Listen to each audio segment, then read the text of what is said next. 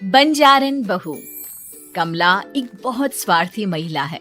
उसने पैसों के लिए एक ऐसे इंसान से शादी की जो पहले से शादीशुदा और एक बच्चे का पिता भी था। कमला के पति को मरे हुए एक अरसा बीत गया है। अब वो अपने सौतेले बेटे वैभव के साथ रहती है। वैभव के दिल में अपनी माँ को लेकर इतना डर है कि वो अपनी माँ के सामने एक शब्द नहीं बोल पाता।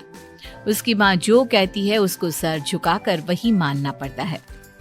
वैभव, तुमने अभी तक घर का काम क्यों नहीं किया? तुमसे कितनी बार कहा है कि सूरज निकलने से पहले तुम घर की साफ सफाई पूरी कर दिया करो। वैभव कुछ नहीं बोलता, चुपचाप सर झुकाए अपनी माँ की बात सुनता रहता है। तभी पास में खड़ा नौकर सुखराम कहता है, मालकिन, वैभव बाबा को रात से तेज बुखार है, इसलिए वो सुबह जल्दी उठ नहीं पाए। उनके बदले मैं घर की साफ सफाई कर देता हूँ। इसे कोई बुखार नहीं है। मैं इसे अच्छी तरह से जानती हूँ। ये सब काम न करने के बहाने हैं।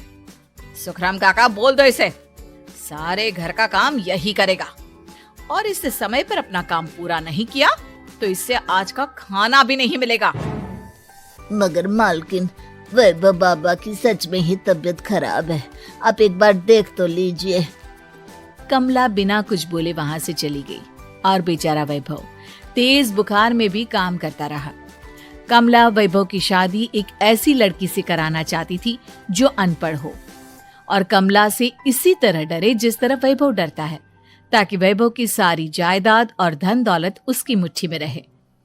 लेकिन आज के जमाने में ऐसी लड़की मिलना मुश्किल है। कमला कार में यही सब कुछ सोचती जा रही थी कि तभी रास्ते में, अरे ड्राइवर, तुमने कार क्यों रोक दी? और ये इतना शोर कैसा?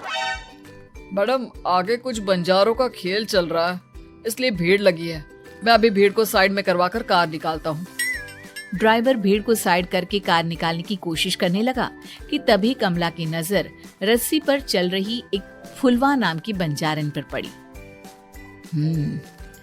क्यों ना मैं इस बंजारन की शादी वैभव से करा दूं? ये तो अनपढ़ लग रही है, मेरे पैरों तले दबकर भी रहेगी। मुझे अभी इसके माँ बाप से बात करनी होगी। ये सोचकर कमला ने उन बंजारों से बात की और उन्हें शाम को अपने घर बुलाया। फुलवा के माता पिता वहां उसे लेकर आ गए।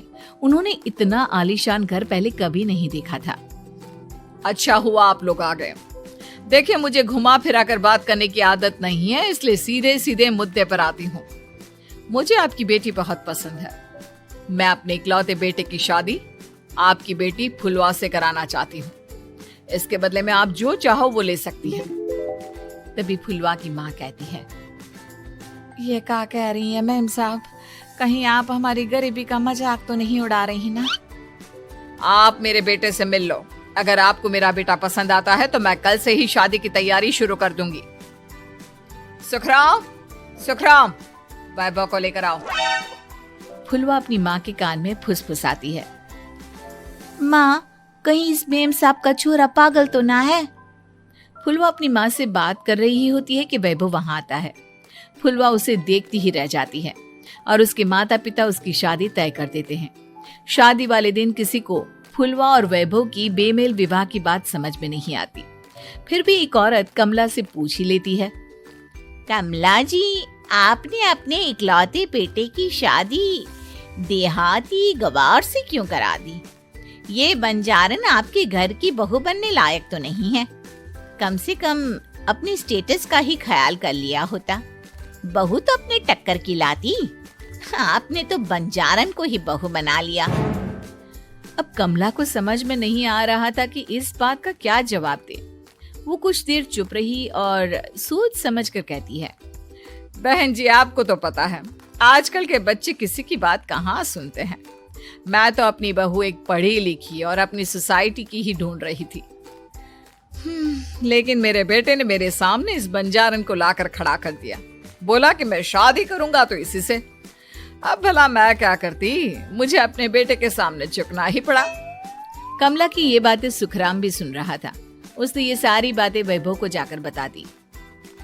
काका, मैं तो फुलवा को जानता भी नहीं, फिर माँ मेरे बारे में झूठ क्यों कह रही है? अरे बेटा, तुम कितने भोले हो, तुम्हें कुछ भी नहीं पता। तुम्हारे पिता अपनी सारी संपत्ति तुम्हारे नाम करके गए हैं। तुम्हारी माँ नहीं चाहती कि ये संपत्ति तुम्हें मिले, इसलिए उन्होंने तुम्हारी अनपढ़ लड़की से शादी करवाई ताकि तुम्हारी तरह वो भी अपने हक के लिए आवाज ना उठा सके। सुखराम काका, मैं क्या करूं, आप ही बताओ। माँ के सामने आते ही मेरे हाथ पैर कांपने लगते हैं। मैं माँ को कुछ भी नहीं कह पाता। वे दोनों बात कर ही रहे थे कि अचानक कमला वहां गई। कमला को देखकर दोनों घबरा गए। तुम दोनों फिर कभी बातें कर लेना, अभी फेरों का समय हो गया है, चलो जल्दी आओ।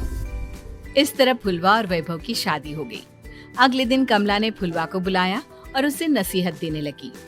देख बंजारन, तुझे मैंने अपनी बहू बना तो लिया है, लेकिन तुझे इस घर में आँख कान मुंह बंद करके रहना होगा।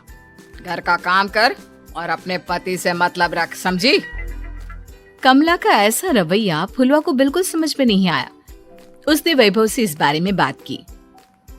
सुनिए ना, माँ जी ने जिस तरह मुझसे बात की मुझे अच्छा नहीं लगा। शादी से पहले तो वो मुझसे बहुत अच्छे से बात कर रही थी, लेकिन शादी के बाद उन्हें क्या हो गया? तुम ज्यादा मत सोचो, जैसा माँ कहती है वैसा ही करो। ये कहकर वैभव वहां से चला गया। अगले दिन वैभव को घर के नौकरों की तरह काम करता देख फुलवा को बहुत हैरानी हुई। फुलवा ने इस बारे में सुखराम काका से बात की तो सुखराम काका ने फुलवा को सारी बात बता दी। अब फुलवा को समझ में आ गया कि उसकी सास ने एक बंजारन को बहू क्यों बनाया। एक दिन वैभव घर का काम कर रहा था, तभी उससे कांच की प्लेट टूट गई।